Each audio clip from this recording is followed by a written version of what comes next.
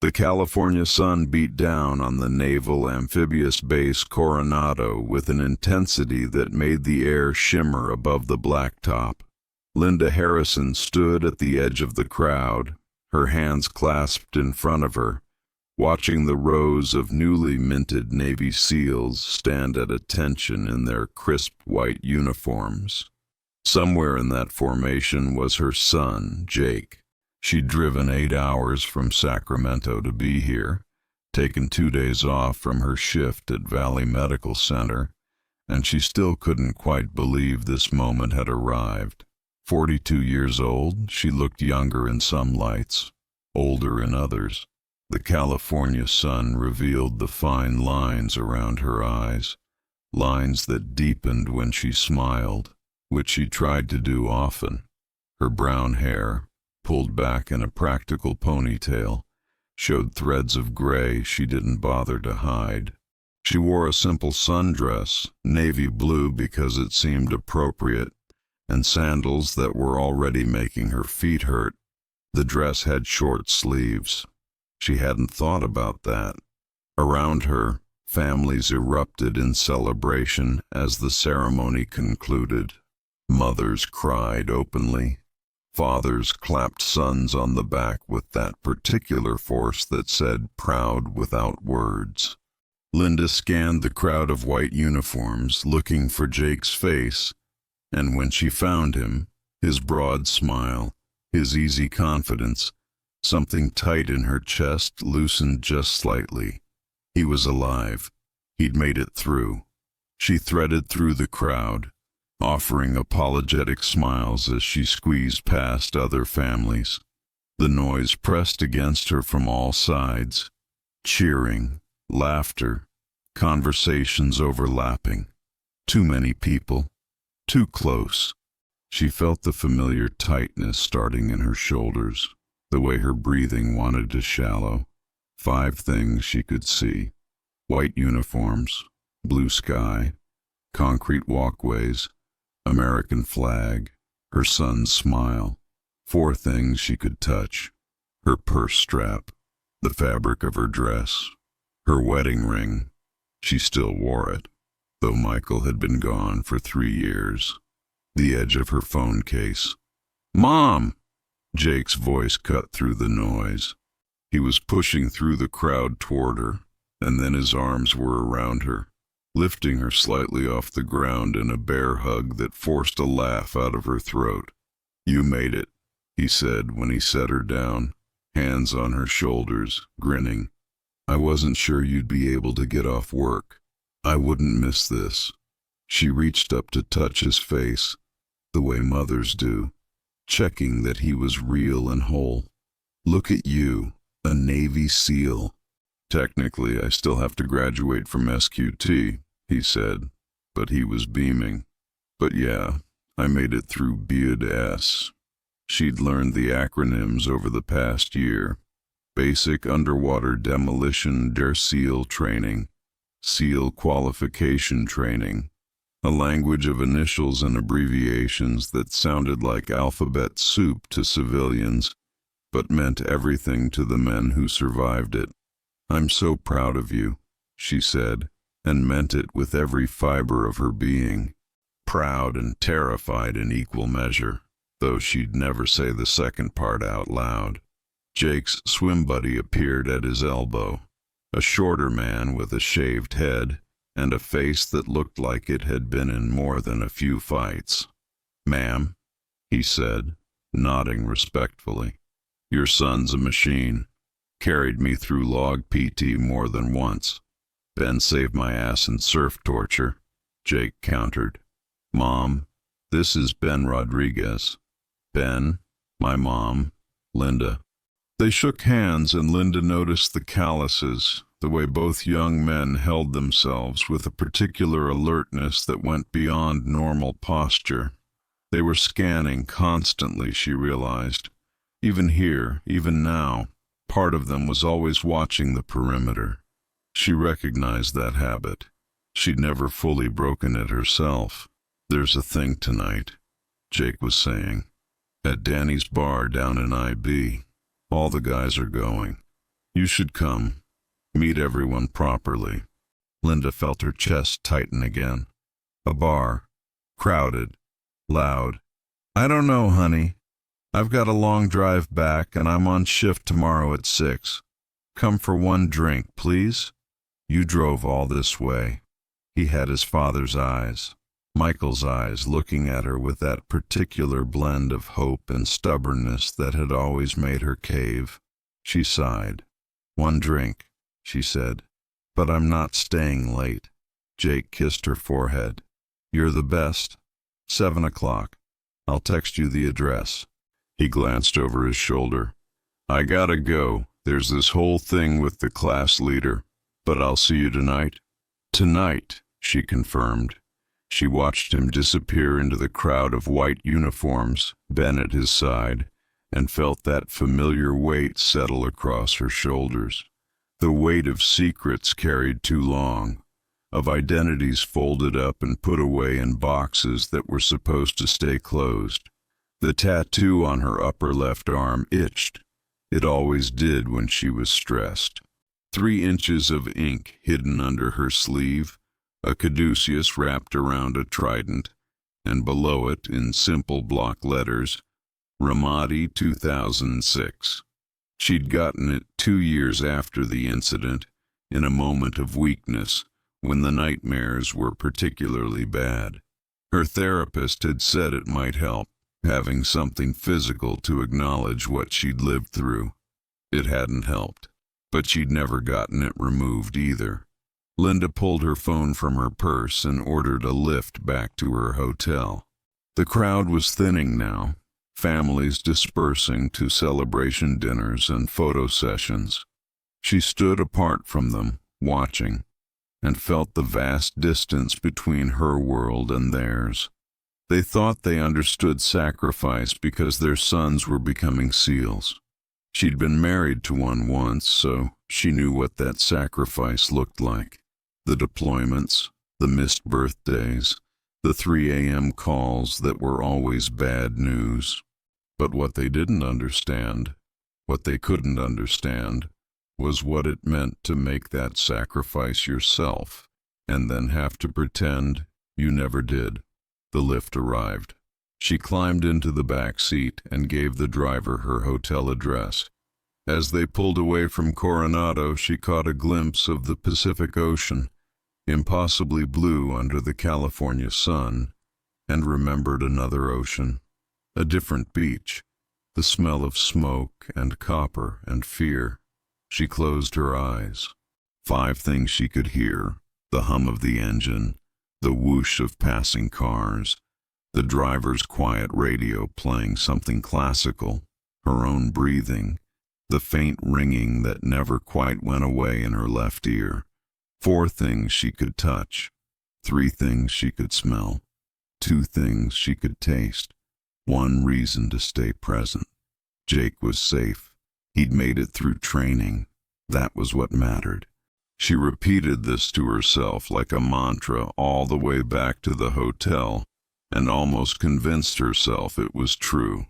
Imperial Beach at night had a different character than Coronado. Less polished, more honest. The bar Jake had chosen, Danny's, painted navy blue with an anchor on the sign, sat 3 blocks from the ocean, wedged between a surf shop and a Vietnamese restaurant.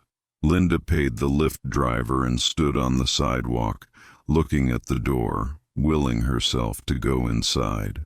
Through the windows she could see the crowd. Young men, most in civilian clothes now, board shorts and T-shirts, the unofficial uniform of off-duty SEALs. A few women, girlfriends or wives. Music thumped through the walls, some country song she didn't recognize. She could turn around right now, text Jake that she wasn't feeling well, drive back to Sacramento tonight instead of tomorrow morning.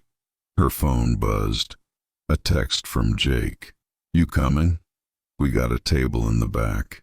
She put the phone away, pushed through the door. The noise hit her first. Conversations layered on top of each other, Laughter, the crack of pool balls, the bass line of the music. The smell came second. Beer, fried food, cologne, sweat. Too many people in too small a space.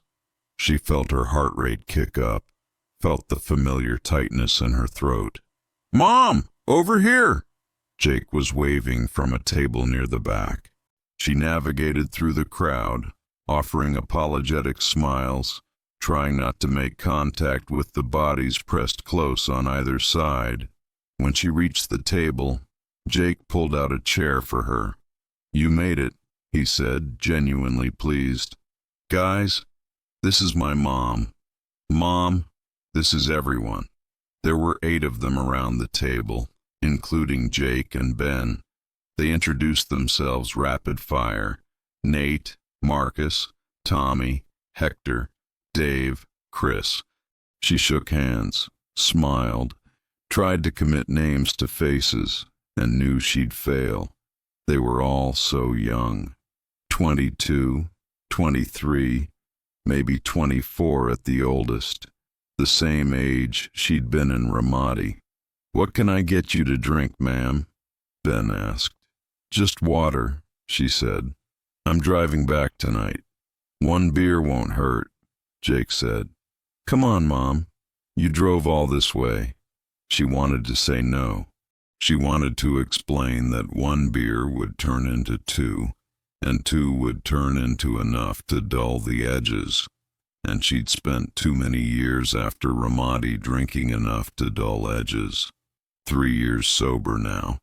3 years of white-knuckling her way through every stressful situation without the chemical buffer she'd once relied on. "Water's fine," she said, voice firmer than she felt. "Really?"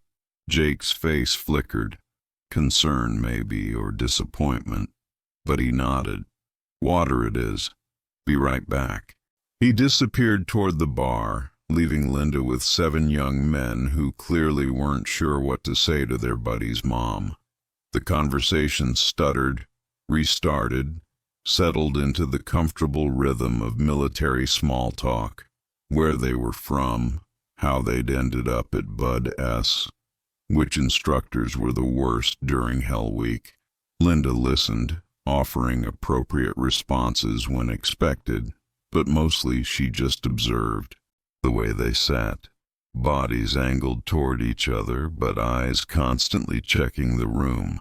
The way they touched each other, claps on the back, fist bumps, that casual physical comfort that came from shared suffering.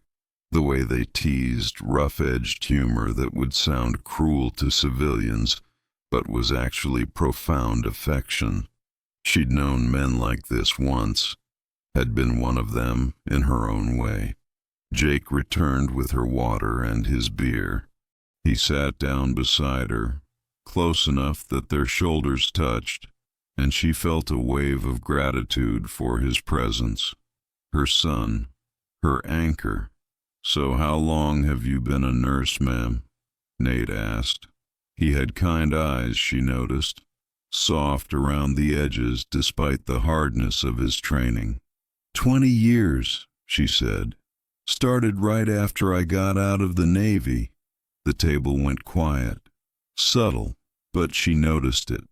The shift in attention, the recalibration of how they saw her. "You were Navy?" Marcus asked. "Hospital corpsman," Linda said, keeping her voice level. "Long time ago. Different life." "No shit," Tommy said, then immediately looked embarrassed. "Sorry, ma'am. I mean, that's cool. My doc in Great Lakes was a corpsman. Saved my ass when I got pneumonia during A school."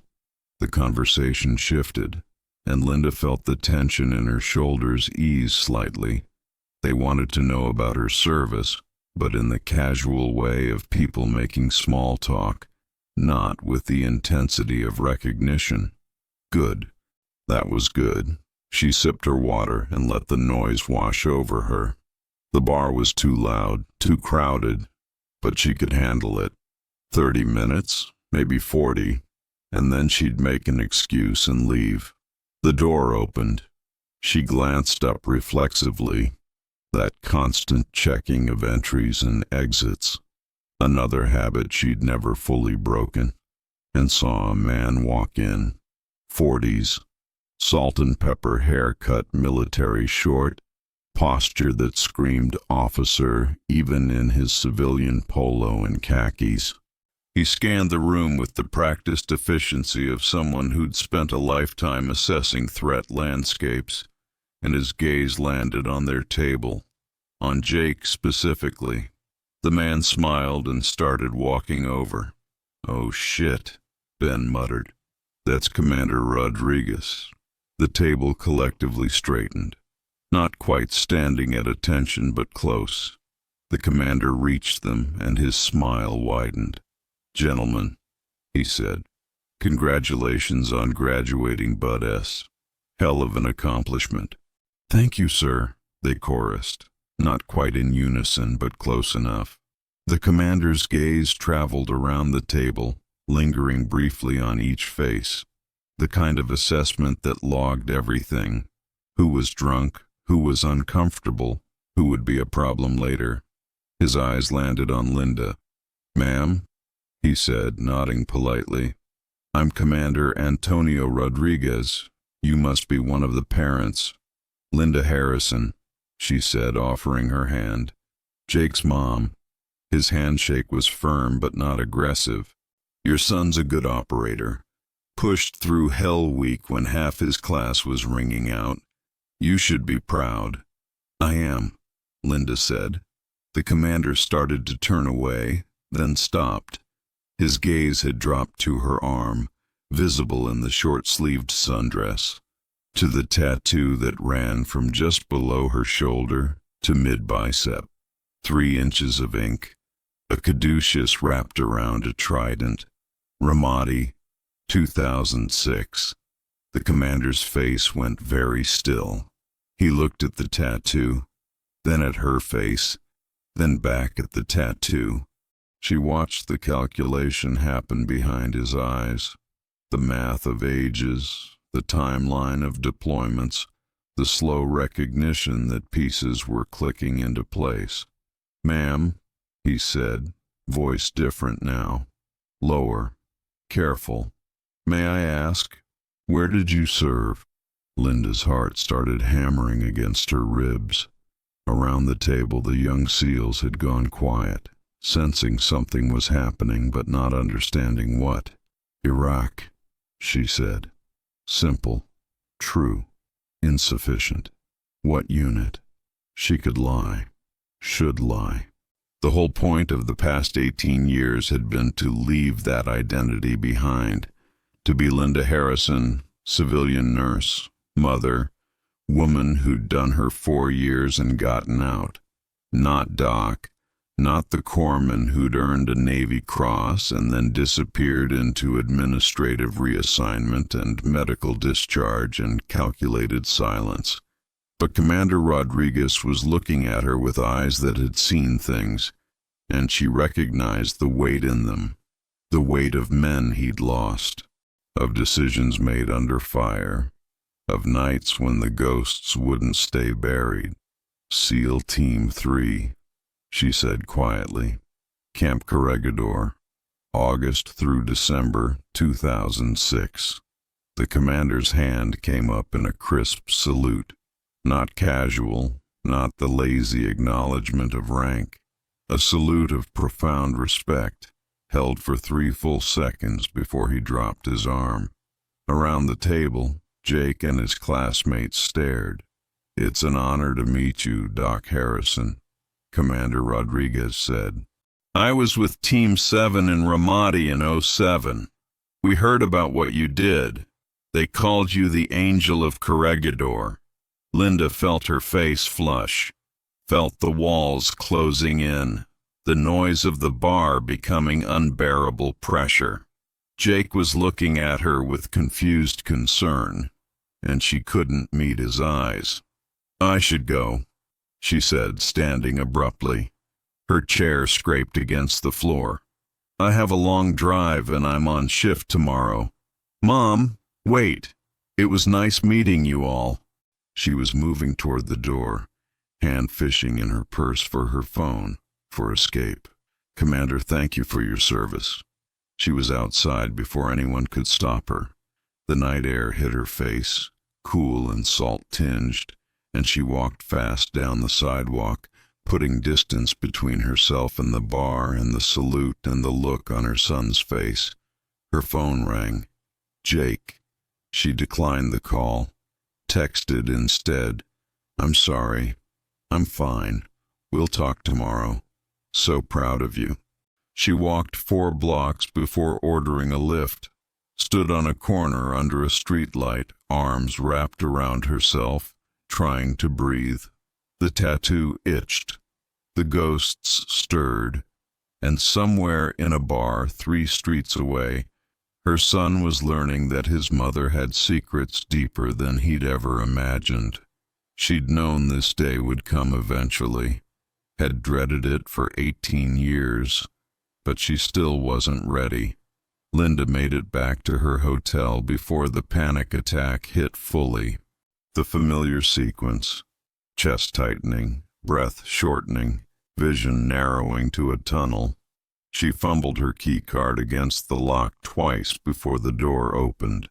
Inside, she dropped her purse on the floor and sat down hard on the bed, pressing both hands flat against the rough texture of the comforter. 5 things she could see, 4 things she could touch, 3 things she could smell. It took 12 minutes for the worst of it to pass. 12 minutes of breathing that felt like drowning, of her heart hammering so hard she thought it might crack her ribs. When she could finally think clearly again, she checked her phone. 4 missed calls from Jake. 3 texts. Mom, what the hell? Why didn't you ever tell me? Please call me. She stared at the screen, started typing a response 4 times, and deleted it each time. What could she say? I'm sorry I never mentioned I earned the Navy Cross. I forgot to tell you about that time I saved 8 SEALs while a building burned down around us. The truth was uglier than that. The truth was that she'd spent 18 years trying to bury Doc Harrison, to become so completely Linda the civilian nurse that no one would ever look at her and see what she'd been, what she'd done, what it had cost her. Her phone rang again. Not Jake this time. A number she didn't recognize. California area code. She answered before she could overthink it. Hello? Ms. Harrison, this is Commander Rodriguez. I got your number from Jake. I hope that's all right. Linda closed her eyes. It's fine. I wanted to apologize. The commander said. I didn't mean to. I didn't realize you hadn't told your son about your service. It's not your fault. She heard how tired she sounded. He would have found out eventually. Ma'am, I've been doing this a long time. I know what it looks like when someone's carrying weight they shouldn't have to carry alone. Pause. There's a coffee shop 2 blocks from your hotel. The Grind. Any chance you'd meet me there? 15 minutes? She should say no. She should hang up, pack her bag, drive back to Sacramento tonight and let this whole situation dissolve into awkward silence. 15 minutes, she heard herself say. The Grind was nearly empty at 9:30 on a Thursday night. Just a barista wiping down tables and a college kid hunched over a laptop in the corner. Commander Rodriguez was already there when Linda arrived, sitting at a table by the window with 2 cups of coffee. Black, 2 sugars, he said, pushing 1 cup toward her as she sat down. Standard Corpsman drink, if I remember right. She wrapped her hands around the cup. The warmth helped. You didn't have to do this. I know. He took a sip of his own coffee. But I remember what it was like, coming back from Ramadi, and I had the whole brotherhood waiting to catch me. You didn't have that. I had the Navy. His expression said clearly what he thought about that particular statement. Did you? Because from what I heard, Doc Harrison disappeared pretty thoroughly after Corregidor. Medical discharge 18 months after the action that earned you the Navy Cross. No forwarding address in the community. Linda stared into her coffee. I wanted a clean break. Is that a crime? No, ma'am, it's just unusual. Most people who earn that kind of recognition, they stay connected. They become legends that new guys hear about. Stories we tell to remind ourselves what good looks like. He leaned forward slightly. But nobody knows where you went. Nobody even knew your first name for sure until I looked you up tonight. You erased yourself. I didn't erase myself. I just went home. To Sacramento? To Valley Medical Center's emergency department, where according to Google, you've been a trauma nurse for 16 years? The commander's voice was gentle but relentless. That's not going home. That's building a completely different person. She felt anger flare, hot and sudden. You don't know anything about me. You're right, I don't. He held her gaze. But I know what Ramadi did to people. I lost good men there. Watched others come back so broken they ate their service pistols within a year.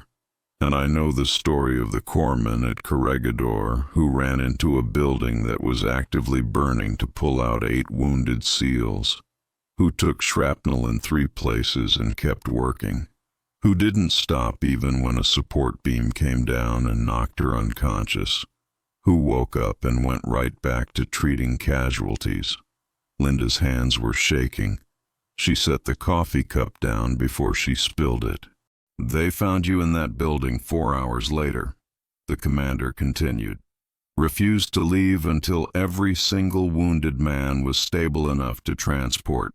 You had second-degree burns on 40% of your body, 3 cracked ribs, a severe concussion, and burns in your lungs from smoke inhalation. And you still refused evacuation until the last casualty was loaded. Stop. The men you saved talk about you like you were a goddamn legend. They tell their kids about Doc Harrison, the corpsman who wouldn't quit.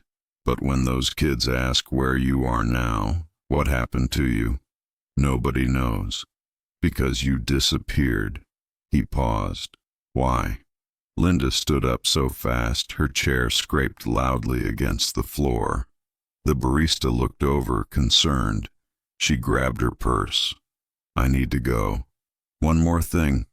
The commander's voice stopped her at the door. Your son, Jake, he's asking questions, and he's not going to stop asking until he gets answers. You can give them to him yourself, or he can piece together the story from half-truths and rumors and whatever he can dig up online. But he deserves to know who his mother really is. Linda's hand was on the door handle.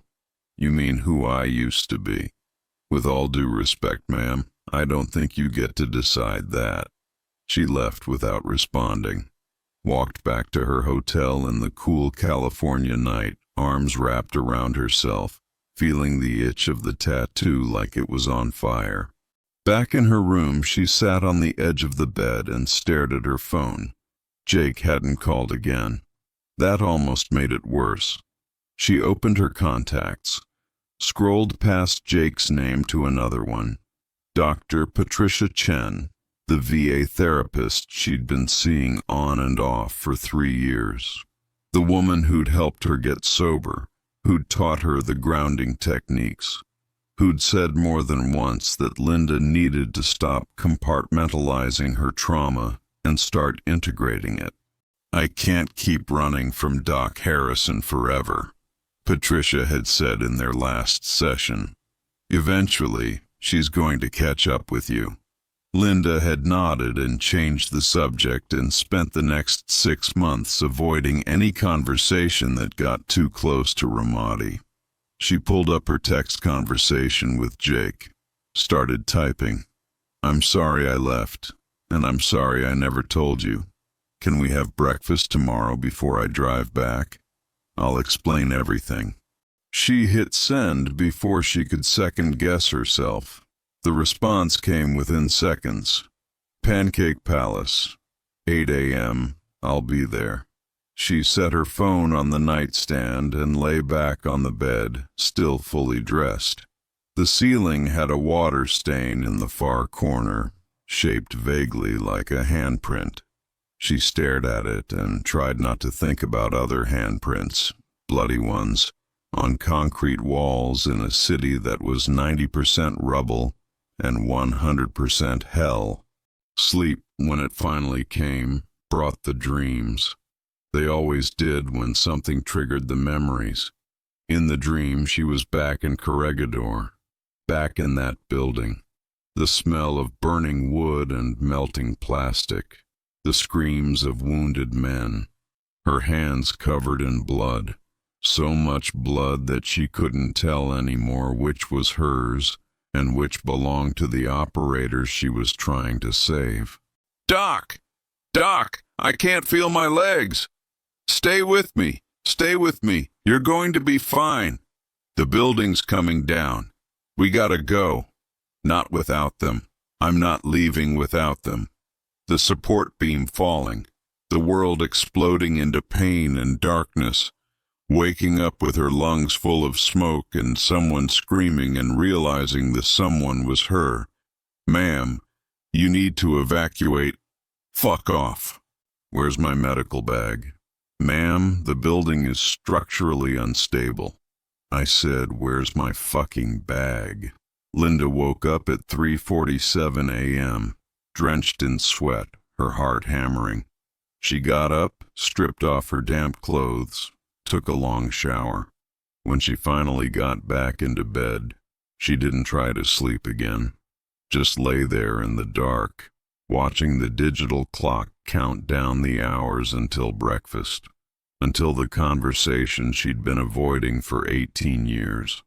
Pancake Palace looked exactly like what it was, a worn-down diner 3 blocks from the beach, frequented by surfers, military families, and locals who valued coffee strong enough to strip paint over ambiance. Linda arrived at 7:45, deliberately early, and chose a booth in the back corner. Walls at her back, clear view of the entrance. Old habits. The waitress, 60s, bleached blonde, name tag that said Barb, brought coffee without being asked. Menus on the table, hun. Just flag me when you're ready. Linda nodded thanks and wrapped her hands around the mug. She'd barely slept after the nightmare. Her eyes felt gritty, her head stuffed with cotton. She'd taken 4 ibuprofen for the headache that had started sometime around 5 a.m., but they hadn't touched it. Stress headaches never responded well to medication. She'd need ice and darkness and quiet, none of which she'd get today. The door opened at exactly 8 o'clock. Jake walked in wearing cargo shorts and a faded t-shirt that said, "The only easy day was yesterday." Bud's motto. He spotted her immediately and made his way to the booth. Up close, she could see he hadn't slept well either. His eyes were red-rimmed, and there was a tightness around his mouth that reminded her painfully of Michael. Her ex-husband had worn that same expression when he was angry but trying not to show it. "Mom," Jake said, sliding into the seat across from her. "Hey, honey." Silence. Barb appeared with coffee for Jake, took their orders with the efficiency of someone who'd been doing this for 40 years. Pancakes for him, oatmeal for her, though her stomach felt like a clenched fist and she doubted she'd eat much.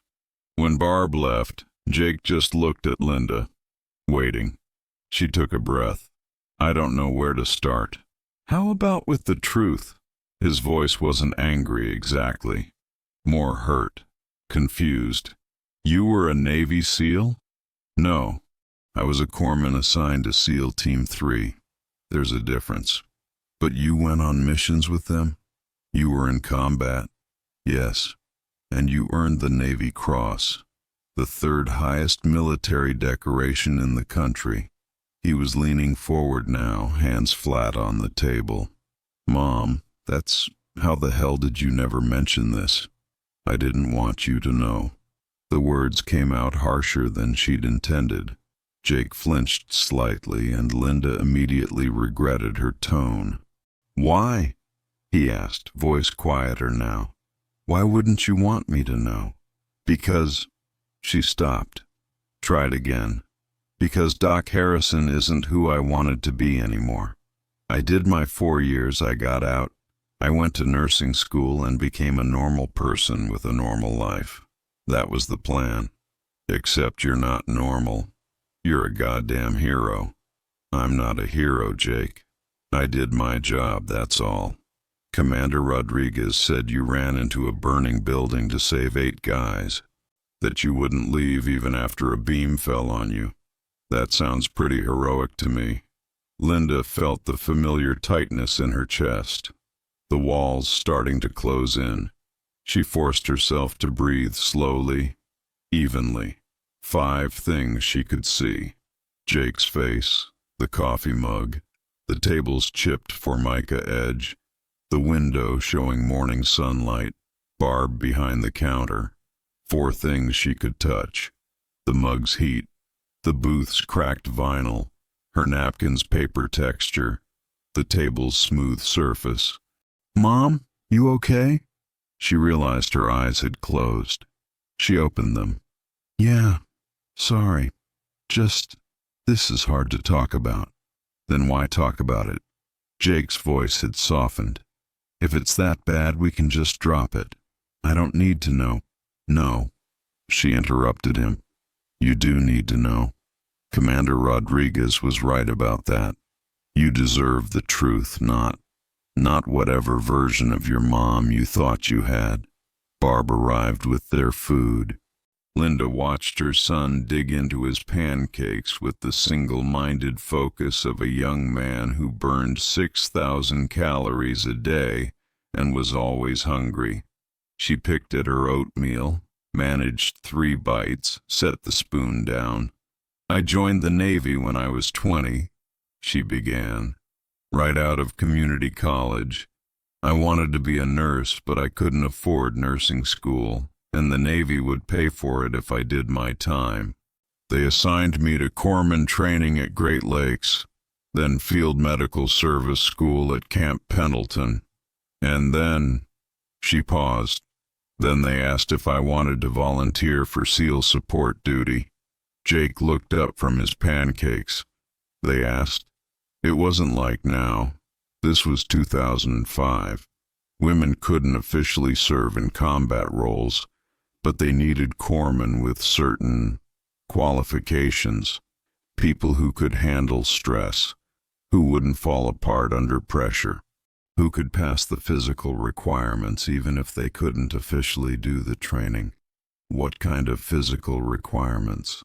Linda felt a faint smile tug at her lips despite the weight of the conversation. I had to do the Bud S run.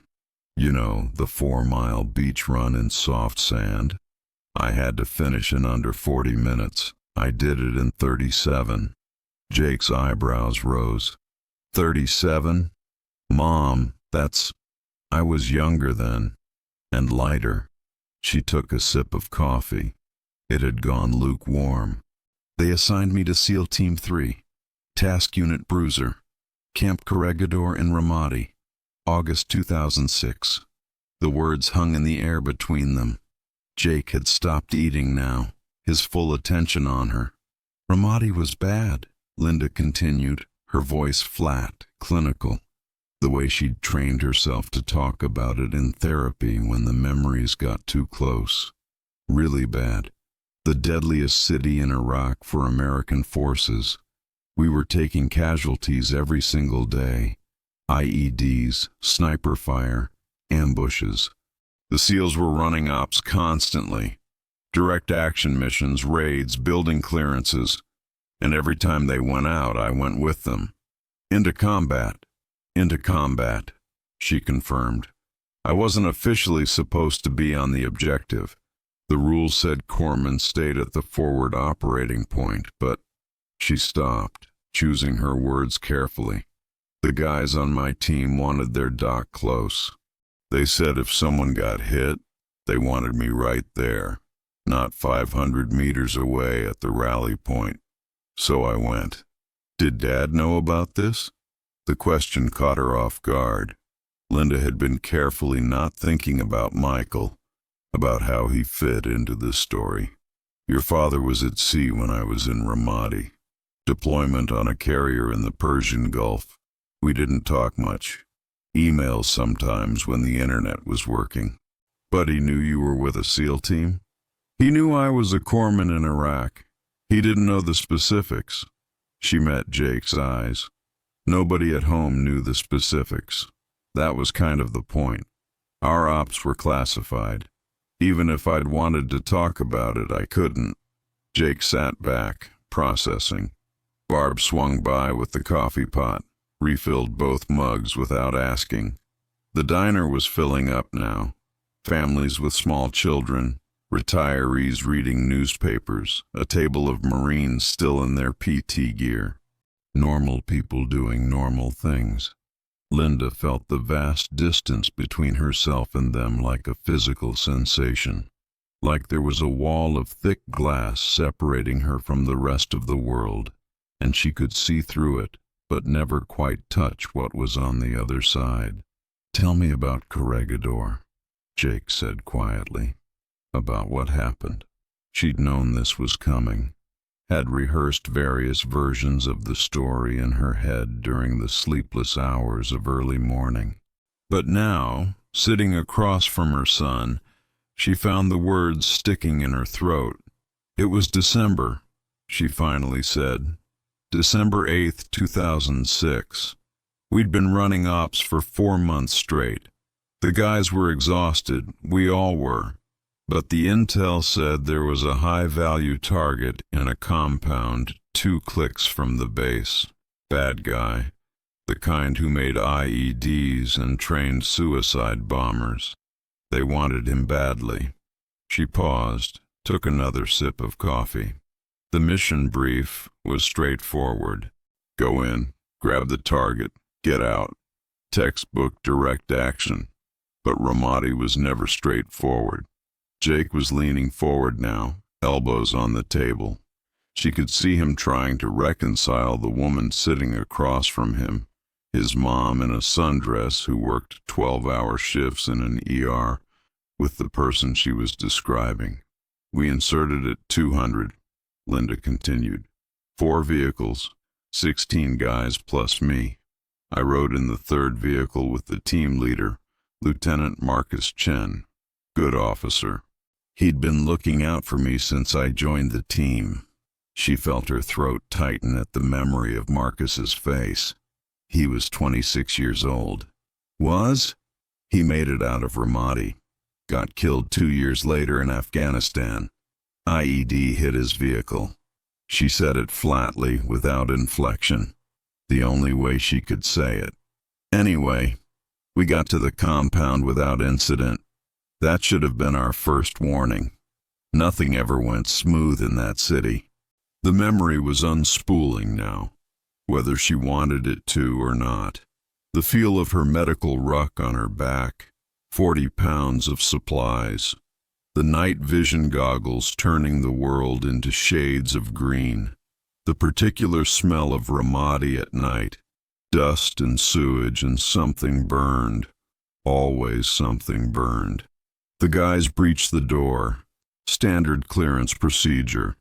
I stayed outside with the security element like I was supposed to. She heard the bitterness in her own voice. For about 90 seconds. Then the shooting started. The first indication something was wrong came through the radio. Contact. We've got multiple squirters. 2nd floor. Then automatic weapons fire. Close and sustained. Doc Harrison, she still thought of herself that way back then, tightened her grip on her medical bag and looked at Chief Petty Officer Ray Martinez, the senior enlisted man holding security with her. They're in trouble, she said. Stay here, Doc. That's the protocol. More gunfire. Someone screaming. Not the combat yells of men fighting, but pain. Real pain. Man down! Man down! We need Doc inside, now! She was moving before Martinez could stop her. Through the breached door, into a narrow hallway thick with smoke and cordite. Her medical training took over, shutting down the fear response, narrowing her focus to a single objective: find the wounded, treat the wounded, save the wounded. The hallway opened into a courtyard. 2 SEALs were dragging a third toward cover, his legs trailing uselessly. Blood pooled on the concrete. Too much blood. Doc Harrison dropped to her knees beside him. Where's he hit? Femoral artery, I think. She was already cutting away his pants leg. Arterial spray painted her hands red. Femoral artery, absolutely. Maybe 30 seconds before he bled out. Her hands moved with practiced efficiency. Tourniquet high and tight. Twist the windlass. Secure it. The bleeding slowed, but didn't stop completely. Combat gauze, she snapped. One of the SEALs, Petty Officer Jake Morrison, she remembered his name because it was the same as her future son's, pressed a packet into her palm. She packed the wound, her fingers working inside torn flesh while Morrison held pressure above the insertion point. Stay with me, she told the wounded man. Petty Officer Second Class David Chen, the lieutenant's younger brother, 23 years old. Dave, you stay with me. You're going to be fine. His eyes were rolling back. Shock setting in fast. She needed to get an IV started, needed to push fluids, needed to get him out of here. But they were still taking fire, rounds cracking overhead, and she couldn't evacuate anyone until the building was secured. Second floor clear. We've got the HVT, but there's a problem. The problem became apparent 10 seconds later when smoke started pouring down the stairs. Thick, black, chemical smoke that burned her lungs and made her eyes stream. Fire! Someone yelled. The whole second floor is on fire. Protocol said fall back. Extract the wounded. Get out. Let the building burn. But there were still SEALs up there. She'd counted heads, and they were missing people. How many are still up there? She shouted over the chaos. 3. Jackson, Peters, and Vega are trying to bring down wounded. How many wounded? 5, maybe 6. Doc Harrison looked at Dave Chen, at the blood still seeping around her hasty bandaging, at Morrison, who was staring at her with an expression that said, You're not seriously thinking. Get him to the vehicle, she ordered. I'm going up. Doc, that's fucking insane. She was already moving, up the stairs, into smoke so thick she couldn't see 6 inches in front of her face. The heat was immediate and intense, like opening an oven directly onto her face. She pulled her shirt up over her nose and mouth, inadequate but better than nothing, and kept climbing. The second floor was hell. Fire had spread across the eastern wall and was eating its way toward the center of the building. Through the smoke, she could make out shapes. 3 SEALs, 2 dragging wounded, 1 providing cover fire out a window. Doc! That was Petty Officer Jackson, his face streaked with soot. Thank fucking God. We've got 4 down, 2 critical. She moved toward the first casualty. Chest wound, sucking. She sealed it with an Asherman chest seal, working by feel as much as sight, because the smoke was too thick to see clearly. Breathing was getting harder. Each inhale scraped her lungs raw. We gotta go! Someone was shouting. The roof is coming down! She moved to the second casualty. Head wound, unconscious but breathing. Pressure bandage. Cervical collar. Move on. Third casualty. The explosion came from somewhere below them. Not incoming fire, something inside the building. Secondary device, maybe, or ammunition cooking off in the fire. The floor bucked violently beneath her feet. "Everybody out! Now!" They were moving, hauling wounded toward the stairs. But the smoke was so thick now that Doc Harrison couldn't tell which way was out. She had her hands on someone's body armor, dragging him because he couldn't walk on his own, when she heard the sound that would haunt her nightmares for the next 18 years. The support beam came down with a shriek of stressed metal. She didn't see it, just felt the impact, a crushing weight across her back and shoulders, driving her to the floor. Pain exploded through her body, white and absolute, the world compressed to a single point of agony, and then nothing. Consciousness returned in fragments, voices shouting, heat, pain in her ribs, her back, her head. She tried to move and couldn't. Something heavy was pinning her down. "Doc, Doc, can you hear me?" Hands on her face, turning her head. She forced her eyes open. Jackson's face swam into view, inverted, upside down. The beams across her back, someone was saying. "We can't lift it." "Then get more guys down here. The building's coming down, we gotta go." Doc Harrison tried to speak. Her voice came out as a croak. "The wounded, did you get them out?" "Doc, we gotta get you out." "Did you get them out?" "Not all of them. Peters and 2 wounded are still on the 2nd floor. We can't reach them." She started moving. Inch by agonizing inch, she dragged herself out from under the beam. Her medical training cataloged injuries automatically, at least 3 broken ribs, possible spinal damage, definitely a concussion. She should not be moving. She should absolutely not be moving. She kept moving. "Doc, stop! Where's my medical bag?" They stared at her. Jackson found his voice first. "It's upstairs. You dropped it when the beam. Get me another one." "Doc, you're hurt." "I don't care. There are wounded men up there." She was on her feet now, swaying, vision graying at the edges. "Get me a medical bag and get the fuck out of my way." Looking back 18 years later, sitting in a diner in Imperial Beach, Linda couldn't remember making a conscious decision to go back up those stairs. Her body just moved, driven by something deeper than thought.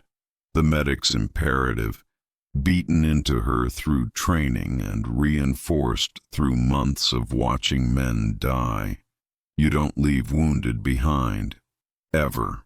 She found Peters on the 2nd floor, unconscious from smoke inhalation, slumped over the body of the SEAL he'd been trying to protect. She checked both for pulses. Peters weak but present, the other man gone. No time to process that. She grabbed Peters under the arms and started dragging. The 2 remaining wounded were in worse shape. One had taken rounds to both legs and couldn't walk. The other had severe burns and was going into shock. She worked with hands that felt like they belonged to someone else, her fingers thick and clumsy. IV lines, pressure bandages, airway management. The smoke was so thick now she was working purely by feel. "Doc," Peters had come around, his voice rough and wheezing. "The building's not stable. We gotta move. Then help me move them." Together, they got the wounded men to the stairs. The fire had spread now, cutting off the main route down. They had to go through a side room, out a window, onto a lower roof that felt like it might collapse at any second. Other SEALs were there now, Chief Martinez among them. They set up a rope system, lowered the wounded down one by one. Doc Harrison went last, and only because Peters physically picked her up and clipped her into the harness.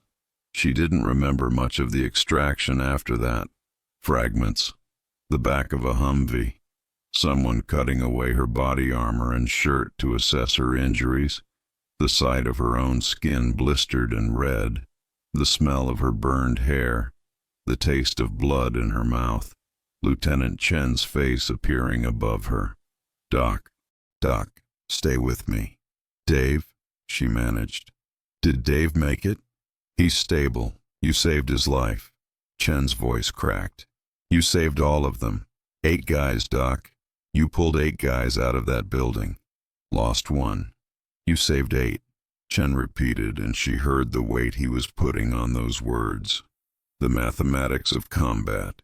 8 saved versus 1 lost. A victory by military standards. She closed her eyes and let the darkness take her. I woke up 3 days later at Balad, Linda told Jake, her voice rough from talking.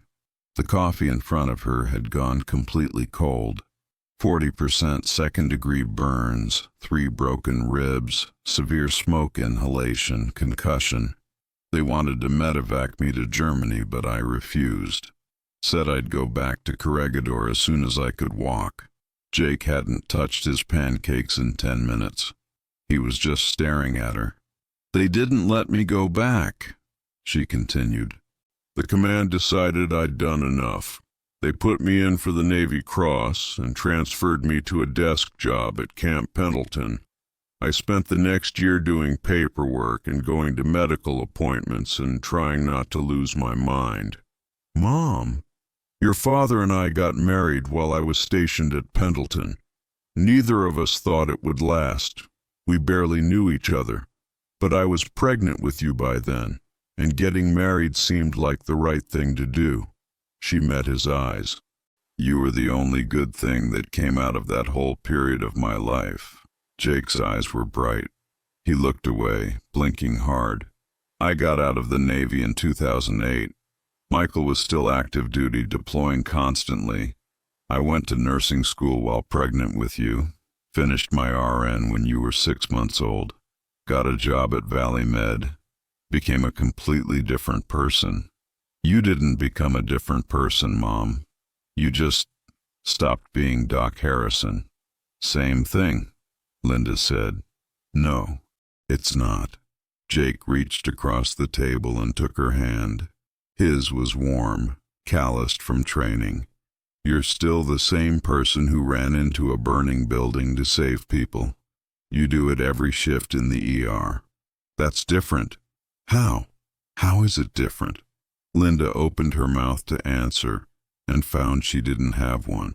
Or rather, she had a dozen answers, all of them rationalizations and excuses and ways of maintaining the wall between Doc Harrison and Linda, the civilian nurse. I'm proud of you, Jake said quietly. I was proud of you before, when I thought you were just my mom who worked too much and made terrible jokes and worried about me too much. But now, his voice cracked slightly. Now I understand where I come from, why I wanted this so badly. It's in my blood. Jake, no, don't. I'm going to be like you, Mom. I'm going to be the guy who runs toward the fire when everyone else is running away. He squeezed her hand. You taught me that, even if you didn't mean to. Linda felt tears burning in her eyes. She blinked them back hard. Your father taught you that. He was a good man, even if our marriage didn't work out. Dad taught me about honor and duty and all that abstract stuff, but you... Jake smiled, a little wobbly. You showed me what it actually looks like. They sat in silence for a long moment. Linda could hear the white noise machine, the muffled sounds of traffic outside, her own heartbeat pulsing in her ears. I'll think about it, she finally said. That's all I ask. But thinking about it proved to be its own form of torture. That night, Linda lay in bed scrolling through her phone, and before she fully realized what she was doing, she'd pulled up the Seal Legacy Museum website, found the page about the Marcus Chen Memorial exhibit. The photo of Marcus stopped her breath. He was younger than she remembered, or maybe she'd just gotten older, and 26 looked impossibly young now. He wore his dress blues in the photo, face serious, eyes focused somewhere beyond the camera. Handsome in that particular way of military men, clean-cut, squared away, radiating competence. She remembered him shouting orders in the courtyard, remembered the way his voice had cracked when he told her she'd saved his brother's life, remembered standing at attention in a CF 18 months later when they pinned the Navy Cross on her chest and told her Lieutenant Chen had been killed by an IED in Helmand Province. The exhibit description mentioned the courageous actions of Hospital Corpsman Second Class L. Harrison, who saved 8 lives during the Corregidor fire. They'd included her rank and last initial, but no first name, no photo. She was a footnote in Marcus Chen's story, which was fine, which was what she wanted, to be forgotten, to fade into the background noise of history. So why did it hurt so much? Jake arrived at Linda's apartment at 5 on Saturday, carrying a 6-pack of craft beer and wearing cargo shorts and a t-shirt that said, "Embrace the suck." He hugged her at the door, and she was struck again by how solid he felt. 200 pounds of muscle and bone and determination. "Something smells good," he said, following her into the kitchen. "Chicken parmesan, your favorite." Linda had spent 3 hours cooking, partly because she wanted to do something nice for her son, partly because cooking kept her hands busy and her mind occupied. The apartment now smelled like garlic and tomato sauce and home, temporary as that feeling might be. They ate at the small dining table Linda never used, and for the first 20 minutes they kept the conversation light. Jake talked about SQT, SEAL qualification training, the next phase after Bud S, land warfare, diving, weapons. He'd be busy for the next 6 months. "After that I'll get my orders," he said, spearing a piece of chicken. "Hopefully East Coast. I want to try for Team 2 or Team 4. Why East Coast? Better deployment rotations. Plus, Virginia Beach is where a lot of the action is." He grinned. "And honestly, I want to be where you were. Team 3 is West Coast, right?" Linda nodded. "Based in Coronado, same as all the SEAL teams now, but we deployed out of Camp Corregidor in Ramadi." "Tell me about it. Not the fire. I mean, you can if you want, but I mean the whole deployment. What was it like day to day?" She took a sip of water, buying time. "Hot, dusty, dangerous. We ran ops almost every night. Raids, direct action missions, sometimes 3 or 4 in a single night. During the day, we maintained equipment, caught sleep when we could, waited for the next mission brief." "What was your job specifically? I mean, I know you were a corpsman, but I was the only corpsman assigned to our task unit. 16 SEALs plus me. My job was to keep them alive." She said it flatly, without emotion. "Pre-mission, I'd check their individual first aid kits, make sure everyone had fresh tourniquets, combat gauze, all the basics. During missions, I'd stay with the security element unless someone got hit.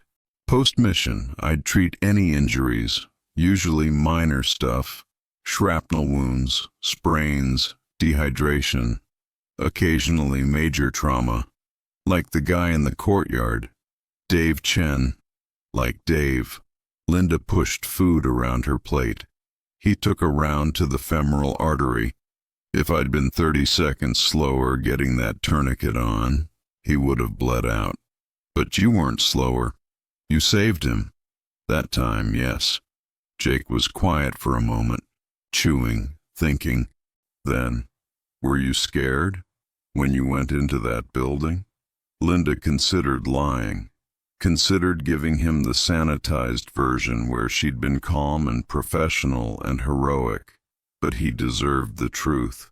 I was terrified, she said. Every single second. The smoke was so thick I couldn't see. The heat was intense enough that I could feel my skin starting to burn. And I absolutely knew, that the building could come down at any moment and kill all of us. So why did you go back up? After the beam hit you? Because there were still wounded men up there, and leaving them wasn't an option, even though staying might have killed you. Even though. Jake leaned back in his chair, studying her. That's what I want to be. Someone who makes that choice. Who doesn't leave people behind even when it's the logical thing to do. Linda felt her chest tighten. Jake, I need you to understand something. The SEALs have this ethos. Leave no man behind. It's beautiful in theory. But in practice? She met his eyes. In practice, it means people make suicidal decisions. It means risking 5 lives to save one. It means coming home in a box because you went back for someone who was already gone. Would you do it differently? If you could go back. She opened her mouth to say yes. To tell him that, of course, she would do it differently. That no one's life was worth the nightmares and the trauma and the 18 years of running. But the words wouldn't come. No, she finally said. I wouldn't do it differently. Those men deserved someone who wouldn't quit on them, even if, especially if, staying meant dying with them. Jake smiled, and there was something in it that reminded her painfully of his father. Pride mixed with resignation, the look of someone who understood that the people he loved would always choose duty over safety. Commander Rodriguez told me something, Jake said, after you left the bar that night. He said the difference between a good operator and a great one isn't physical ability or tactical skill. It's the willingness to sacrifice yourself for something bigger. And he said I should be grateful I come from that kind of person. Rodriguez talks too much. Maybe. But he's right. Jake reached across the table and took her hand. I'm going to do dangerous things, Mom. Things that might get me killed. And I need to know you understand why. That you won't ask me to be less than what I'm capable of being. Linda squeezed his hand, feeling tears threaten. I understand. Doesn't mean I won't worry. Fair enough. He squeezed back. Now tell me about the other guys. The ones you served with. Were they all like Marcus Chen? So she told him. About Chief Martinez, who'd been 42 years old and on his 9th deployment, and had saved her ass more times than she could count. About Petty Officer Jackson, who'd had a dark sense of humor and had made her laugh even in the worst moments. About Morrison and Peters and Vega and all the others whose faces she could still see clearly when she closed her eyes. They talked for 3 hours until the dishes were cleared and the coffee was cold and the sun had set outside Linda's windows. Jake asked questions and she answered them. And slowly, piece by piece, she reconstructed a history she'd spent years trying to forget. It hurt. God, it hurt. But it also felt like lancing a wound. Painful but necessary. Letting out poison that had been festering too long. When Jake finally left, hugging her tight at the door and promising to call during the week, Linda stood in her suddenly quiet apartment and felt the weight of the decision forming in her mind. She pulled out her phone, found Dave Chen's number, stared at it for a long minute. Then she typed, I want more information about the ceremony. Not saying I'll come, but I want to know what you're planning. The response came within seconds. I'll send you everything. Thank you for considering it, Doc. It would mean the world to have you there. Linda set the phone down and went to bed, and for the first time in weeks, she slept through the night without dreams. Monday morning brought a new challenge. Linda arrived at work to find Rita waiting with a concerned expression and a manila folder.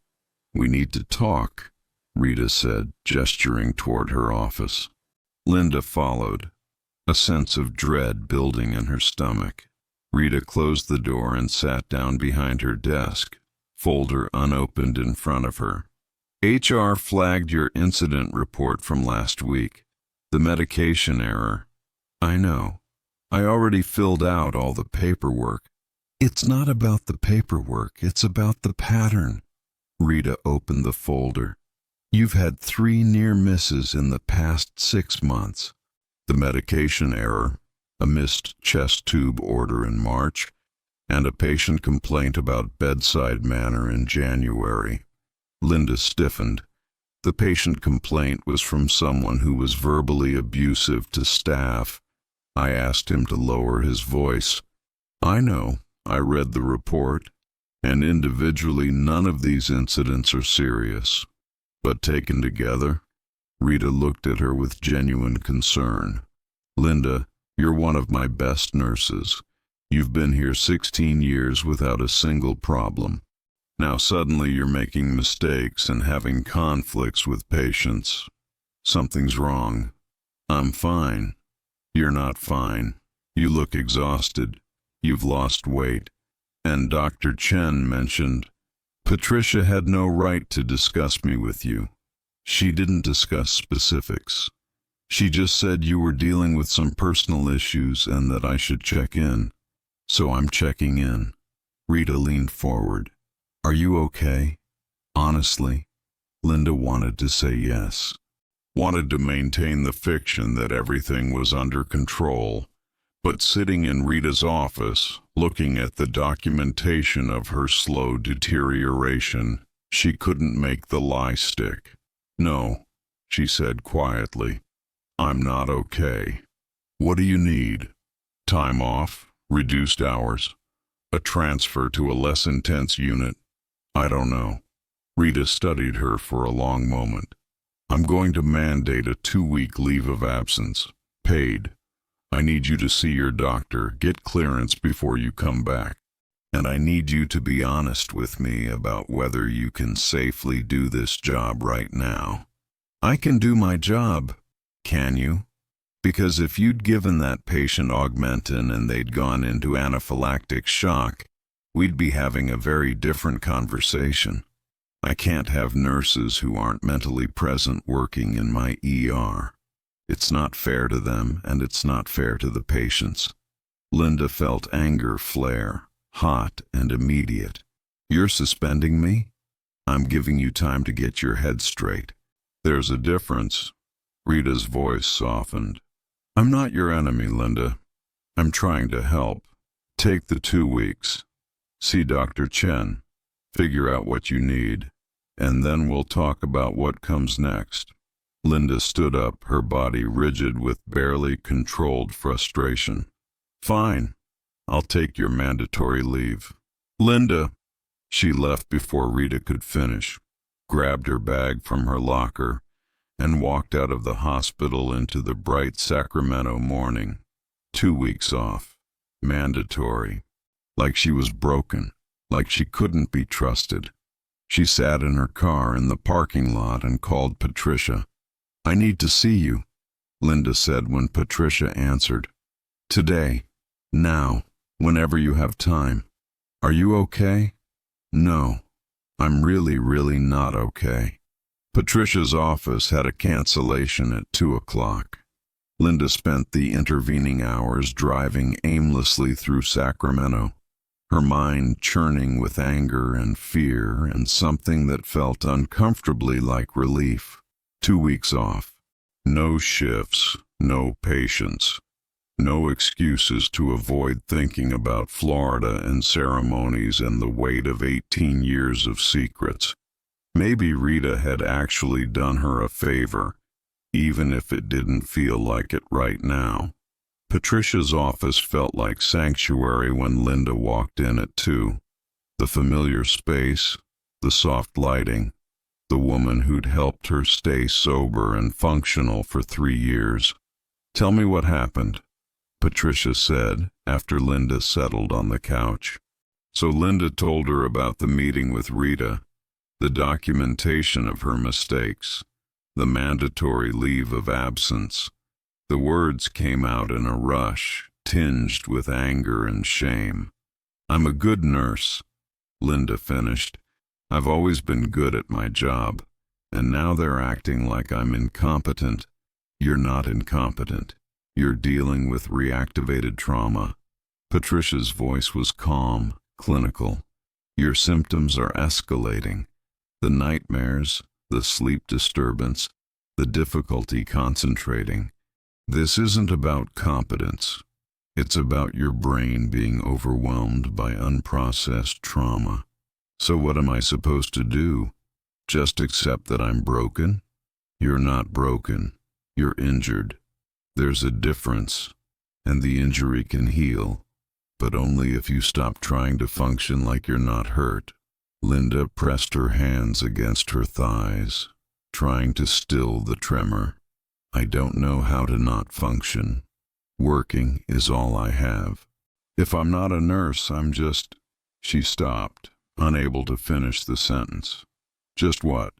"Nothing. I'm nothing if I'm not working." Patricia was quiet for a moment. When she spoke, her voice was gentle but firm. "Linda, I want to try something. I want you to tell me who you are without mentioning your job, without saying nurse or corpsman or any professional identity. Just you. I don't understand. Humor me. Who is Linda Harrison when she's not working?"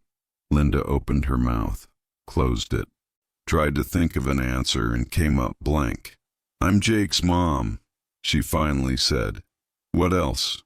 I work at Valley Med." "No, you said not to mention work." She struggled. "I'm a veteran? That's still a professional identity. What do you like to do? What brings you joy? What would you do on a perfect day if work wasn't a factor?" Linda stared at her hands. She couldn't answer. She literally could not think of a single thing about herself that wasn't defined by her function as a caregiver or her history as a military member. "Oh God," she said softly, "I don't have anything. I don't have hobbies or friends or interests.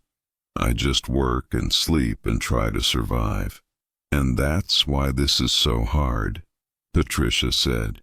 "You've built your entire identity around productivity and service. When that gets taken away, even temporarily, you feel like you cease to exist. But Linda, you do exist. You're a person separate from your job. You've just forgotten how to be her."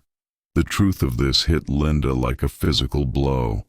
She'd spent 18 years running from Doc Harrison by becoming Linda the nurse. But Linda the nurse wasn't a person. She was just another uniform, another way of hiding. "What do I do?" Her voice came out small, almost childlike.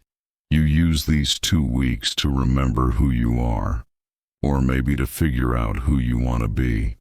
And part of that," Patricia paused, "part of that might involve going to Florida, facing Doc Harrison instead of running from her. I can't." "You can. You're scared, which is normal. But you're also strong enough. You've always been strong enough. You just need to believe it." Linda left Patricia's office with a prescription for increased sleep medication, a recommendation for daily therapy sessions during her leave, and a challenge she wasn't sure she could meet. Spend the next 2 weeks actively working on healing instead of just surviving. It sounded impossible, but then again, so had running into a burning building, and she'd done that. The first few days of mandatory leave were the hardest. Linda had structured her entire life around 12-hour shifts, and without them she felt unmoored, drifting. She slept late. The medication actually worked, knocking her out for 8 solid hours, and woke disoriented, unsure what to do with the yawning emptiness of her days. Patricia had given her homework: make a list of things that brought her joy before the Navy, before Ramadi, before she became someone whose entire identity centered on other people's trauma. Linda sat at her kitchen table with a notebook and tried to remember. She'd liked reading once. Mystery novels, specifically. She'd had a whole shelf of them in her apartment at Camp Pendleton, had spent her rare downtime lost in fictional murders that had clean solutions and tidy endings. She'd liked running, not the punishing PT runs of military life, but easy dawn jogs through quiet neighborhoods, the meditative rhythm of footfalls and breathing. She'd liked cooking, real cooking, not the grab-and-go meals she subsisted on now. She'd made elaborate dinners for Michael in the early days of their marriage, before deployments and Jake and divorce had fractured everything. She wrote these down, stared at the list. 3 things from a woman who'd existed 2 decades ago and felt more fictional than the characters in her old mystery novels. But she had 2 weeks and nothing else to do, so she decided to try. Wednesday morning, she drove to the library, stood in the mystery section for 20 minutes before finally selecting 3 books at random. They felt foreign in her hands. These physical objects meant purely for pleasure. At home, she tried to read, made it through 10 pages before her mind wandered, anxiety creeping in. She forced herself to continue. 20 pages, 30. And then, gradually, she felt herself sink into the story, felt the relief of thinking about someone else's problems for a while. Thursday, she went for a run. Just 3 miles through her neighborhood, easy pace, no watch. Her body had lost conditioning. 18 years of hospital shifts meant long hours standing but not real cardiovascular fitness. She was winded after a mile, had to walk the 2nd mile, barely jogged the 3rd, but the endorphins hit anyway. That chemical rush that reminded her body it was built for more than survival mode. Friday, she spent 3 hours making lasagna from scratch, sauce from real tomatoes, bechamel layer by careful layer. It was meditative, the chopping and stirring and layering, and when it came out of the oven, golden and bubbling, she felt something she hadn't felt in years. Pride that wasn't connected to saving a life or preventing a crisis. Small victories. Patricia had told her healing wouldn't be dramatic. It would be incremental, built from tiny moments of choosing to live instead of just survive. That weekend, Jake called. "How's leave going?" "It's..." Linda struggled for words. "Different. Quiet. In a good way or a bad way? I don't know yet." She was sitting on her couch, a mystery novel open in her lap. Outside her window, Sacramento was doing its Saturday thing. People walking dogs, families heading to brunch, normal life. "How's training?" They talked for 30 minutes about the minutiae of SQT, and Linda found herself actually listening instead of just waiting for him to finish so she could end the call. He sounded happy. Challenged, but happy. Exactly where he wanted to be. "Hey, Mom, I've been thinking about something." "What's that?" "The ceremony in Florida. The one for Lieutenant Chen. Are you going to go?" Linda's breath caught. "I don't know." "I think you should. Jake, hear me out." His voice was earnest, intense in the way that reminded her of his father. "You've spent my whole life being just my mom. And don't get me wrong, you're a great mom. But you're also Doc Harrison, this total badass who saved 8 lives and earned the Navy Cross. And I think," he paused, "I think you need to let those 2 parts of yourself exist in the same space, instead of keeping them separate." Linda felt tears burning in her eyes. When did you get so wise? I have an exceptional mother. She could hear the smile in his voice. Think about it, okay? I'd come with you if I could, but I'm in the middle of dive phase. But maybe you don't need me there. Maybe you need to do this one on your own. After they hung up, Linda sat holding the phone and staring at the wall. 3 weeks until the ceremony. She hadn't bought a plane ticket, hadn't confirmed with Dave Chen that she'd attend, hadn't even looked at the full schedule of events. She was keeping her options open, maintaining the fiction that she hadn't already decided. But Jake was right. She'd already decided. She'd decided the moment Dave Chen called. Maybe even before that. The moment Commander Rodriguez saluted her in that bar in Imperial Beach. Doc Harrison was coming out of hiding, whether Linda was ready or not. Linda started daily therapy sessions with Patricia the second week of her leave. Monday through Friday, 50 minutes each day, systematically unpacking 18 years of trauma. We're going to do this properly, Patricia said on Monday morning. We're going to process Ramadi using EMDR. It's going to be uncomfortable. You might regress before you make progress, but I think you're ready. Linda wasn't sure she agreed with that assessment, but she nodded anyway. EMDR, eye movement desensitization and reprocessing, involved following Patricia's finger with her eyes while simultaneously recalling traumatic memories. The theory was that the bilateral stimulation helped the brain process trauma more effectively than traditional talk therapy. Linda had done a little EMDR before, surface-level stuff, but Patricia wanted to go deeper now, to the core memories that Linda had spent nearly 2 decades avoiding. They started with the courtyard, Dave Chen bleeding out, Linda's hands slick with his blood as she worked to save his life. Notice where you feel that in your body, Patricia instructed, her finger moving slowly back and forth. My hands, Linda said, eyes tracking the movement. They're tingling, and my chest is tight. Stay with that. What are you thinking in the memory? I'm thinking I need to work faster, that every second matters, that if I'm not fast enough, he dies. And what belief about yourself comes up?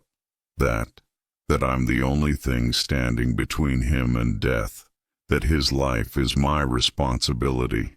Patricia's finger kept moving. Is that true? That you're solely responsible for whether he lives or dies? Yes. The word came out automatic, certain. Stay with that. Is it true? Linda followed the finger, back and forth, and slowly, reluctantly, the certainty started to crack. No, she finally said. He's responsible for being in combat. The lieutenant is responsible for the tactical situation. The enemy is responsible for shooting him. I'm just the person trying to fix it after everything else went wrong. That's right. You're not responsible for the circumstances. You're only responsible for your response to the circumstances. They processed this memory for 30 minutes. By the end, Linda felt wrung out, exhausted, but also lighter. The memory hadn't disappeared, but it had lost some of its sharp edges. Tuesday they worked on the building. The smoke, the heat, the terror of not knowing if she'd find the wounded before the structure collapsed. Wednesday, the support beam, the crushing weight, the moment of thinking, this is how I die. Thursday, the decision to go back up, the impossibility of leaving men behind even when staying might mean death. By Friday, Linda felt like she'd run a marathon. Every session left her emotionally raw, physically exhausted. But Patricia was right. There was progress. The nightmares were changing, becoming less frequent and less intense. Instead of wandering helplessly through smoke, she was starting to dream about finding the wounded, treating them, getting them out. Your brain is reprocessing, Patricia explained. It's shifting the narrative from helplessness to competence, from victim to survivor. I was never a victim. You were injured doing your job. That makes you a victim of circumstances, even if you were also heroic. Both things can be true. Friday afternoon, after the session ended, Linda made a decision. She pulled out her phone and opened the email Dave Chen had sent with details about the ceremony. Seal Legacy Museum, dedication. Lieutenant Marcus Chen, Memorial Exhibit. June 15, 2024. Fort Pierce, Florida. Schedule. $900. Private ceremony for family and team members. 1100. Public dedication and exhibit opening. 1300. Panel discussion. Ramadi, 2006. Lessons in Leadership. 1700. Memorial dinner. Invitation only. The email included a list of attendees who'd confirmed. Linda scanned the names. Master Chief David Chen, Senior Chief Jason Jackson, Chief Petty Officer Derek Peters, Commander Antonio Rodriguez, and at the bottom, Hospital Corpsman Second Class, Retiers Linda Harrison, TBD. She looked at that TBD for a long time. Then she opened a new email. Dave, I'll be there. Please mark me as confirmed for all events. I don't know if I'll be able to speak publicly, but I want to be present. Also, is there a hotel you recommend? And should I fly into Orlando or Jacksonville? Linda. She hit send before she could change her mind. The response came within minutes. Doc, you have no idea how much this means to us, to all of us. I've already booked you a room at the Navy Gateway Inn on base. No cost. I'm covering it. Fly into Orlando. It's closer. If you send me your flight info, I'll have someone pick you up. We're not going to push you to speak if you're not ready. Just having you there is enough. See you in 2 weeks. Dave. 2 weeks. 14 days. Linda booked a flight that night. Sacramento to Orlando, departing June 14th at noon, returning June 16th. A 48-hour trip into a past she'd spent 18 years trying to escape. She called Jake to tell him, "I'm proud of you, Mom," he said, and she heard the truth of it in his voice. "I'm terrified." That's okay. Courage isn't not being scared. It's being scared and doing the thing anyway. After they hung up, Linda sat on her couch in the gathering darkness and thought about courage. About the difference between running into a burning building once, in the moment, driven by training and instinct, and consciously choosing to walk into an emotional fire 18 years later with full knowledge of what it would cost. The second felt harder, but maybe that was the point. The flight to Orlando gave Linda 6 hours to second-guess her decision. She sat in seat 12C, wedged between a businessman working on his laptop and a woman reading a romance novel, and felt her anxiety ratchet higher with each passing mile. What was she doing? Flying across the country to attend a ceremony honoring a man who'd died 18 years ago, surrounded by SEALs who'd moved on with their lives while she'd been stuck in neutral. She pulled out her phone and opened her photos. Jake at his Bud S graduation, standing tall in his white uniform. His smile was so big it looked like it hurt. She was doing this for him, so he'd know where he came from, so he'd understand that service meant something, cost something, mattered in ways that transcended individual comfort. She was doing this for Dave Chen, who'd spent 18 years looking for the woman who'd saved his life. She was doing this for Marcus Chen, who deserved to be remembered by someone who'd known him as more than a name on a memorial wall. And maybe, just maybe, she was doing this for herself, for Doc Harrison, who'd spent 2 decades buried alive and deserved a chance to breathe. The plane landed at 8:30 p.m. Florida time. Linda collected her bag from the carousel and walked out into humidity that hit like a wall. Sacramento was dry heat. This was something else entirely, thick and wet and smelling of tropical plants and jet fuel. A young man in civilian clothes, khakis and a polo, but with a military bearing that was unmistakable, held a sign with her name. "Ms. Harrison? I'm Petty Officer Kyle Jensen. Master Chief Chen asked me to pick you up. Thank you." She followed him to a dark blue sedan in the parking garage. "You didn't have to do this. I could have taken a cab." "Master Chief insisted, ma'am. Said you're VIP." The drive to Fort Pierce took 90 minutes. Jensen made polite small talk, where she was from, how long it had been since she'd been to Florida, but mostly left her alone with her thoughts. The Florida landscape rolled by in the darkness. Palm trees, strip malls, signs for beaches and airboat tours and retirement communities. The Navy Gateway Inn was exactly what Linda expected. Basic, clean, functional. Jensen helped her check in, handed her a folder with schedule information and a handwritten note from Dave Chen. "Doc, get some rest. I know tomorrow's going to be intense. I'll meet you in the lobby at 08:30. We'll go over to the museum together. Glad you're here. Dave." Her room was small but adequate. She unpacked her suitcase, dress clothes for the ceremony, casual clothes for travel, the toiletries kit she'd packed and repacked 3 times. Her hands were shaking slightly. She sat on the edge of the bed and practiced the grounding techniques Patricia had taught her. 5 things she could see, 4 things she could touch, 3 things she could smell. It helped. A little. She tried to sleep, managed maybe 3 hours, waking repeatedly from dreams that were less nightmares and more memories. Marcus Chen's face, the feeling of working on Dave in that courtyard, the sound of men shouting through smoke.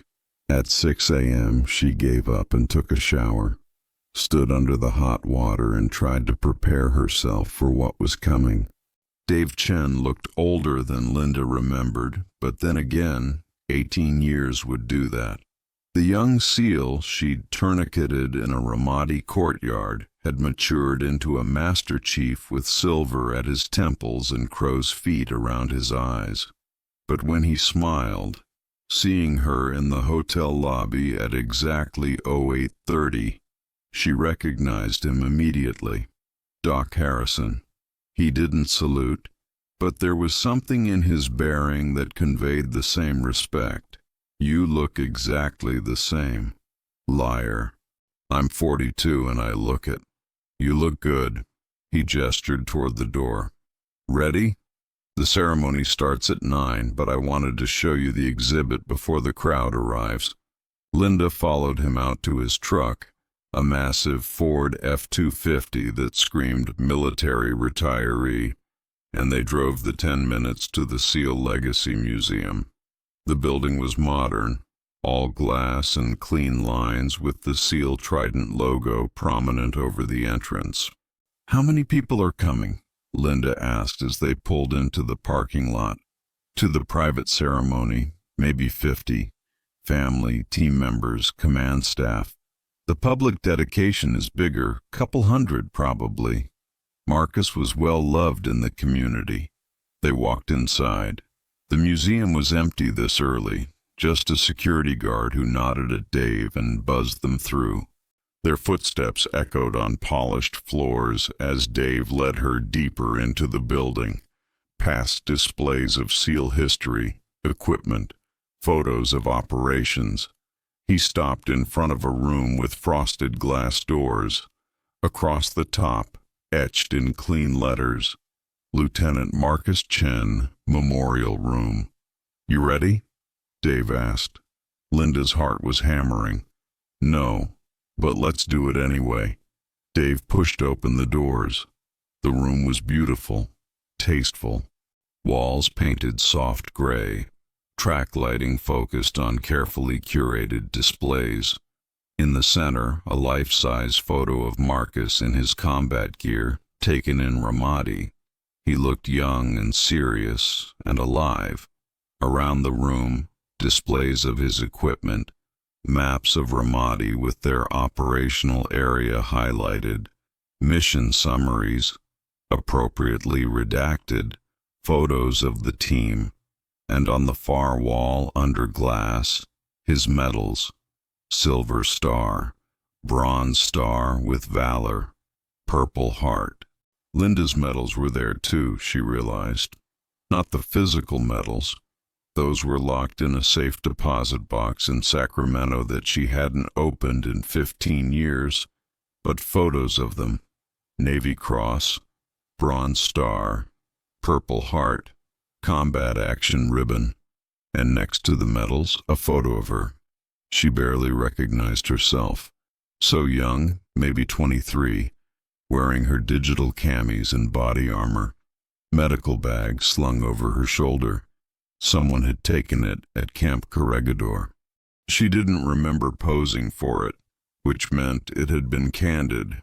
She looked serious, focused, and impossibly young. We used the official Navy photo from your award ceremony, Dave said, standing beside her. But I thought this one captured you better. This is how we remember you. Ready to work, always ready. Linda couldn't speak. She stared at that photo of Doc Harrison and felt the 2 decades between that woman and herself like a physical distance. There's more, Dave said gently. He guided her to another display. This one showed the timeline of December 8th, 2006. Mission brief, insertion, the firefight, the fire, and prominently featured Hospital Corpsman, 2nd Class, Linda Harrison's actions. The text was clinical but clear. When fire engulfed the 2nd floor of the objective building, trapping 5 wounded SEALs and 3 teammates attempting rescue, HM2 Harrison made the decision to enter the structure despite immediate risk to her own life. After being struck by a falling support beam and sustaining serious injuries, she returned to the 2nd floor to treat and extract the remaining casualties. Her actions directly resulted in the survival of 8 wounded operators. Linda read it twice, 3 times. The words didn't change. You saved 8 lives, Dave said quietly. 8 men who, Barb appeared, cleared their mostly uneaten food, brought fresh coffee neither of them had asked for. Around them, the diner hummed with the noise of normal life, silverware clinking, conversations blending into white noise, a child laughing. So what now? Jake finally asked. You just go back to Sacramento and we pretend this conversation never happened? I don't know, Linda admitted. I've been running from this for so long, I don't know how to do anything else. Maybe you could try standing still. She looked at her son, this young man who'd just survived the most brutal training in the military, who was about to step into a world of violence and danger that she understood better than almost anyone. And she saw for the first time that he was strong enough to carry her secrets too. I'll try, she said, and meant it. Linda drove back to Sacramento that afternoon, her head full of memories, and her heart heavy with a weight that felt different than before. Not lighter, exactly, but redistributed, shared. For 18 years she'd carried the story of Corregidor alone, and now Jake knew. Commander Rodriguez knew. The secret wasn't a secret anymore. She wasn't sure yet if that was a good thing. Her apartment, a one-bedroom in Midtown, walking distance from the hospital, felt especially empty when she got home. She'd lived here for 8 years, and it still barely looked inhabited. Minimal furniture, no decorations, except a single photo of Jake at his high school graduation. The walls were beige. The carpet was beige. Everything was carefully, deliberately neutral. Dr. Chen would have a field day with that observation. Linda unpacked her overnight bag, started a load of laundry, checked her work schedule. She was on shift tomorrow at 6 a.m., 12 hours in the ER, which would be good. Work meant no time to think, no space for memories to surface. She functioned best when she was moving, treating, solving immediate problems that had clear solutions. Her phone rang while she was making dinner. She glanced at the screen, expecting Jake. The number was unfamiliar, but the area code was Virginia. She answered cautiously. "Ms. Harrison, this is Master Chief David Chen." Linda's hand tightened on the phone. David Chen. Dave. The seal she'd tourniqueted in that Ramadi courtyard, whose femoral artery had painted her hands red. "Dave," she said, her voice coming out rough. How did you get this number?" "Commander Rodriguez. He said you might not mind me calling." Pause. "I heard you met your son, that he's going through the pipeline. He just graduated Bud S. Rodriguez told me. Also told me you've been living in Sacramento under the radar for 18 years, that nobody from the teams knew where you went." Linda sat down on her couch, suddenly exhausted. "I needed a clean break. I get that. I really do. But Doc," his voice changed, grew heavier. "We've been looking for you. Not just me. Guys from the team. We wanted to thank you. And you just disappeared. I didn't want to be thanked. I just wanted to move on. Can't blame you for that. Ramadi was hell." She heard him take a breath. "But here's the thing. There's something happening next month that you should know about. Maybe something you'd want to be part of." "What kind of something?" "Marcus Chen is being inducted into the SEAL Legacy Museum. They're dedicating an exhibit to Task Unit Bruiser's deployment to Ramadi. His parents are coming.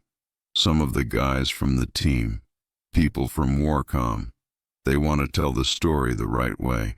Not just the tactical stuff, but the human cost.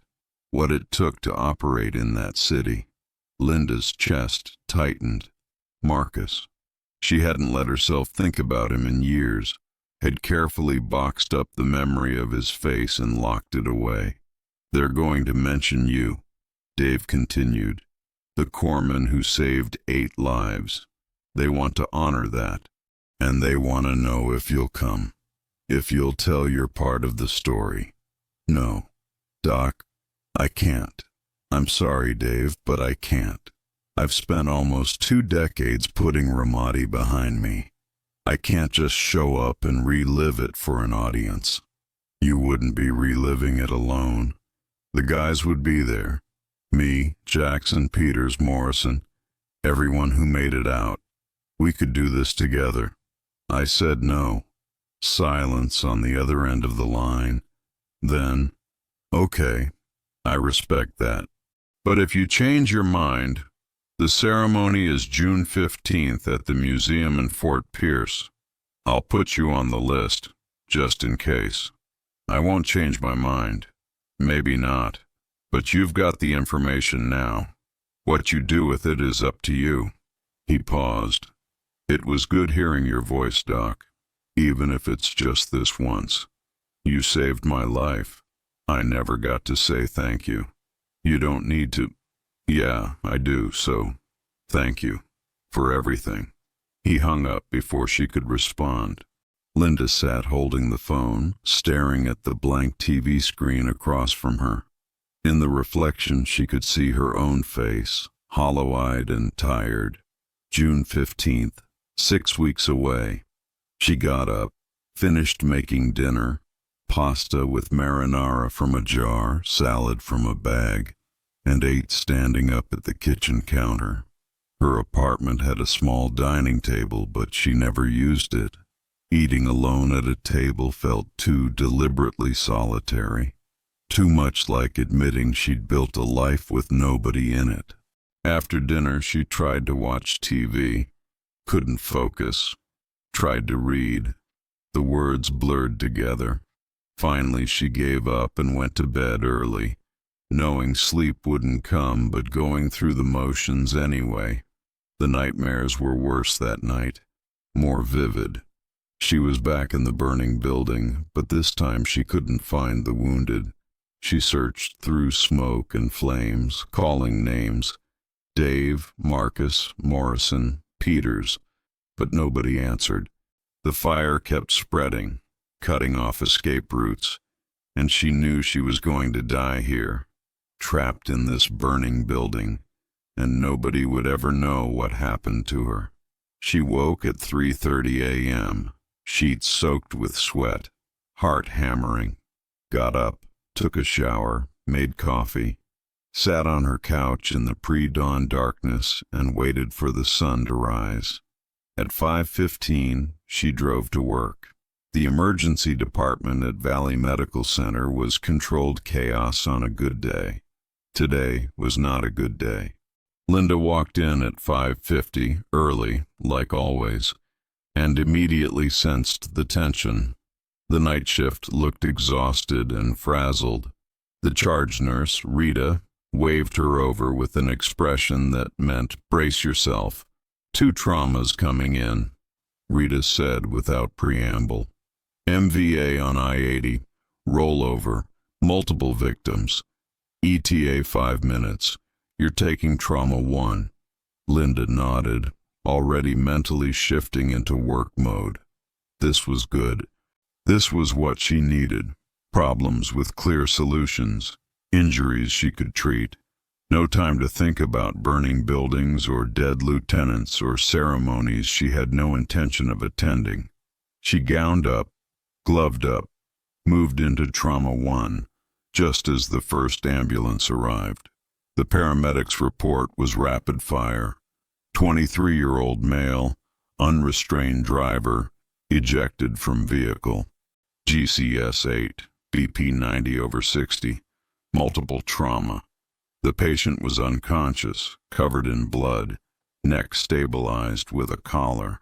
Linda moved with practiced efficiency. Primary survey first. Airway, breathing, circulation. The airway was compromised. She called for intubation equipment, got the tube placed in 40 seconds. Breathing established. Now circulation. She cut away his clothes, looking for injuries. Abdomen distended, likely internal bleeding. She called for massive transfusion protocol for the trauma surgeon to be paged stat. Around her, the team moved like a well-choreographed dance. Nurses getting access, lab draws, portable X-ray wheeling in. The trauma surgeon arrived, Dr. Marcus Okoye, who Linda had worked with for 6 years and trusted implicitly. "What have we got, Linda?" "Likely splenic laceration, possible liver injury. He's losing blood faster than we can replace it. Needs to go to the OR now." "Agreed. Let's move." They had the patient packaged and rolling toward surgery within 12 minutes of arrival. Linda stripped off her bloody gloves, made quick notes in the chart, and moved immediately to Trauma 2, where the second patient from the MVA was arriving. This one was conscious, a young woman, maybe 19, sobbing in pain. Obvious tib-fib fracture, left leg, possible internal injuries. Linda worked through the assessment, cataloging injuries, prioritizing interventions, get pain control on board, stabilize the leg, rule out life-threatening bleeding, move her to CT for imaging. By 7:30, both trauma patients were either in surgery or being admitted. Linda took a breath, looked around the department. Every bed was full. People in the waiting room. More ambulances incoming. Welcome to Monday morning in a level 2 trauma center. She worked through the morning in a state of focused intensity. Chest pain workup, abdominal pain, probably appendicitis, diabetic crisis, elderly fall, pediatric fever. The parade of human suffering was endless, and Linda treated each patient with the same careful attention, the same thoroughness.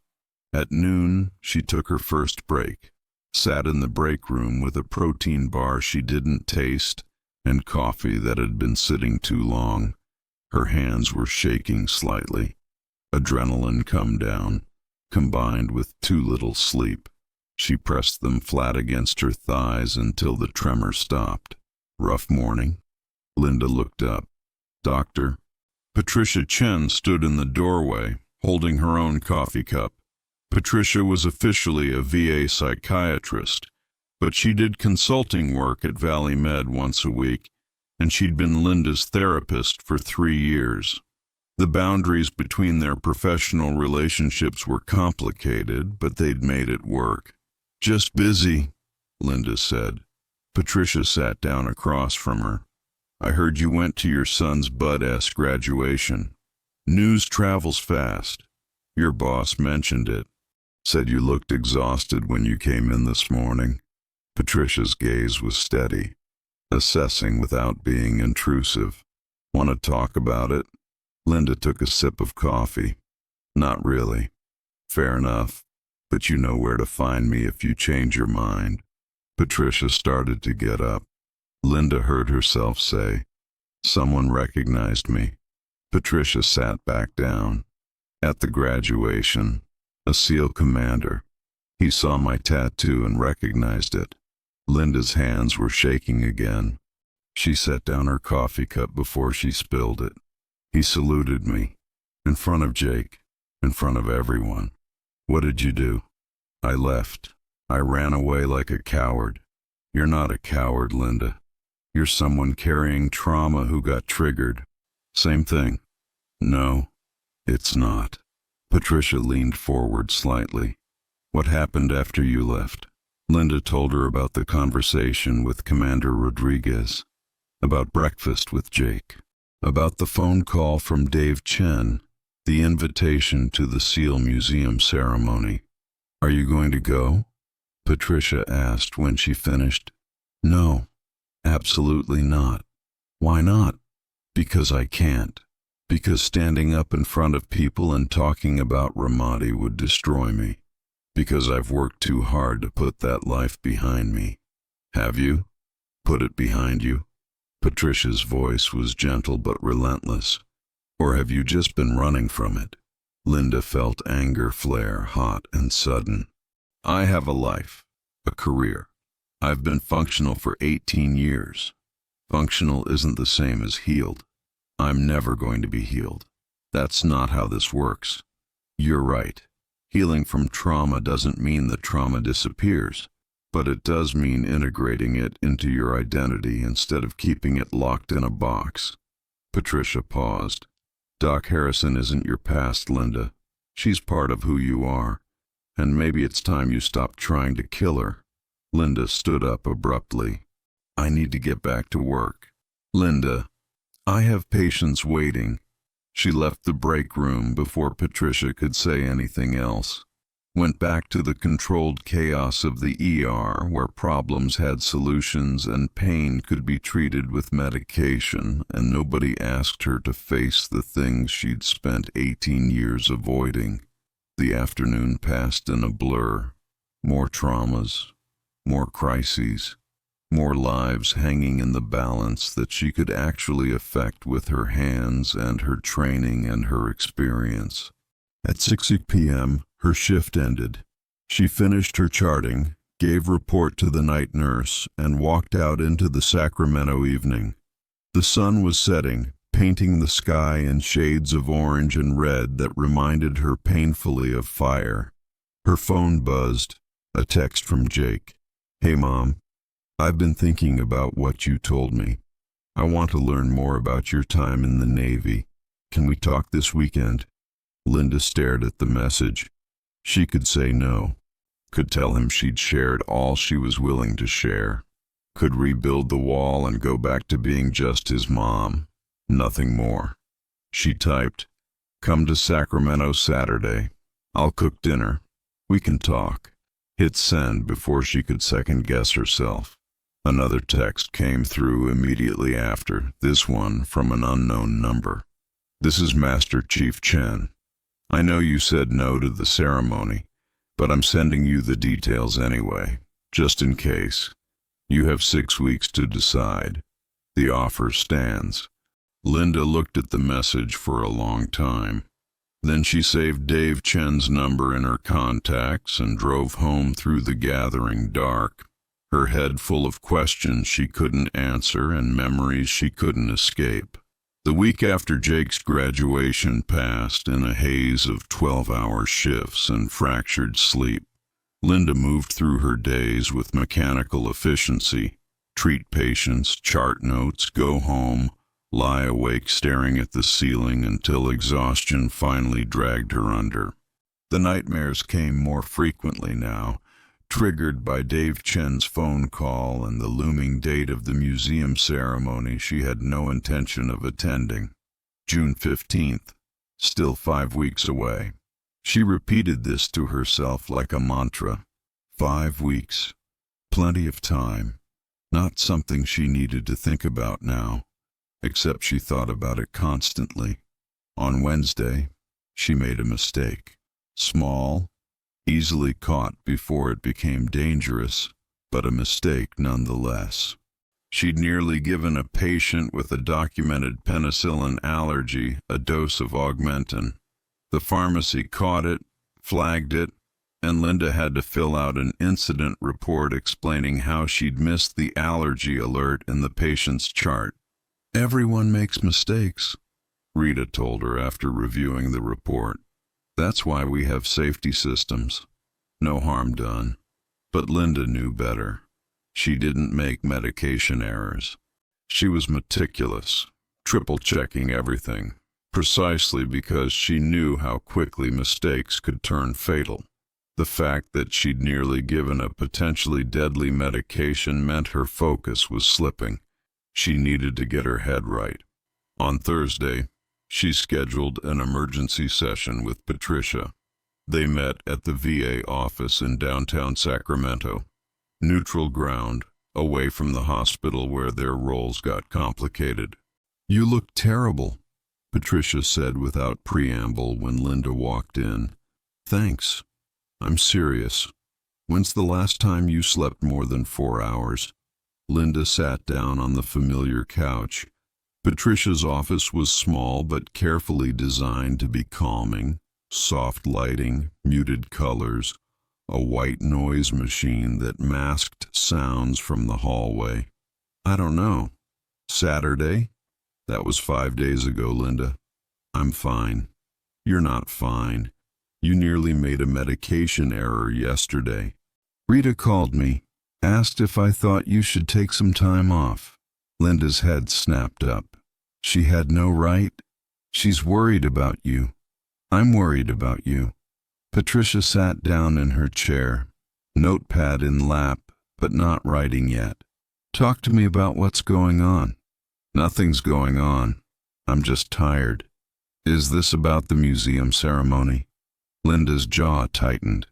"I'm not going to the ceremony." "Okay, but you're thinking about it." "I'm trying not to think about it." "How's that working out?" Linda didn't answer. Patricia waited, comfortable with silence in a way that always made Linda want to fill it just to make the quiet stop. "I keep dreaming about the building," Linda finally said. "The one in Ramadi. I'm back there, and I can't find the wounded. I search and search, but the smoke's too thick, and I know they're dying while I'm just wandering around uselessly." That's a classic trauma dream. Your brain trying to process feelings of helplessness. I wasn't helpless. I saved 8 men. You saved 8. You lost 1. And you've never forgiven yourself for that. Linda felt her throat tighten. Petty Officer 2nd Class James Rodriguez, 24 years old, from San Diego. He had a daughter. She was 3. You remember his name? I remember all their names, the dead and the living. She looked at Patricia. Is that normal? To remember every single person? For someone with your level of trauma? Absolutely. You're carrying them with you. All of them. It's a heavy weight. It's my weight to carry. It doesn't have to be. Not alone. Patricia leaned forward. The ceremony in Florida. It's an opportunity to share that weight with the men who were there. To process the experience collectively instead of in isolation. I don't want to process it collectively. I don't want to process it at all. I want to forget. You can't forget trauma, Linda. You can only integrate it or let it eat you alive. And right now, it's eating you alive. Linda stood up abruptly, paced to the window. Patricia's office overlooked a parking lot. Not exactly inspirational, but the movement helped. What do you want me to do? Stand up in front of a room full of people and talk about the worst day of my life? Smile for photos while they honor my heroism? The word came out bitter. I'm not a hero. I'm just someone who did her job and got lucky. 8 men would disagree with that assessment. 8 men who went on to have more deployments, more combat, more opportunities to prove themselves. While I got medically discharged and spent the next 18 years pretending I was never there. Is that what you think? That they had it better because they stayed in? Linda turned back from the window. Didn't they? Master Chief Chen called me yesterday, Patricia said quietly. Asked if I thought contacting you had been a mistake. He said you sounded distressed on the phone. He had no right to call you. I'm listed as your emergency contact with the VA. He was checking in professionally. Patricia's expression was gentle. He wanted me to tell you something. That 3 of the men you saved in Ramadi are no longer alive. 1 suicide. 2 from combat injuries sustained in later deployments. The survivors are dealing with their own trauma, their own struggles. They don't have it easier, Linda. They're just carrying different burdens. Linda felt the air leave her lungs. 3 dead. Out of the 8 she'd saved, 3 were gone anyway. What was the point then? Her voice came out raw. I destroyed my body saving them, and they died anyway. The point is that they lived 18 more years than they would have. That's not nothing. One of them, Jake Morrison, I believe, got married, had 2 kids, watched his daughter graduate high school before the cancer from burn pit exposure killed him. You gave him those years. Linda sank back onto the couch, her legs suddenly unable to support her weight. I want you to consider something, Patricia continued. Not for me, not for the SEALs, but for yourself. Consider that going to this ceremony might not be about reliving trauma.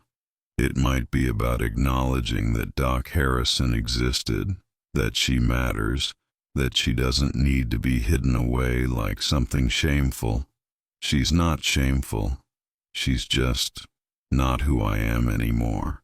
But she was, and that matters. They sat in silence for a long moment.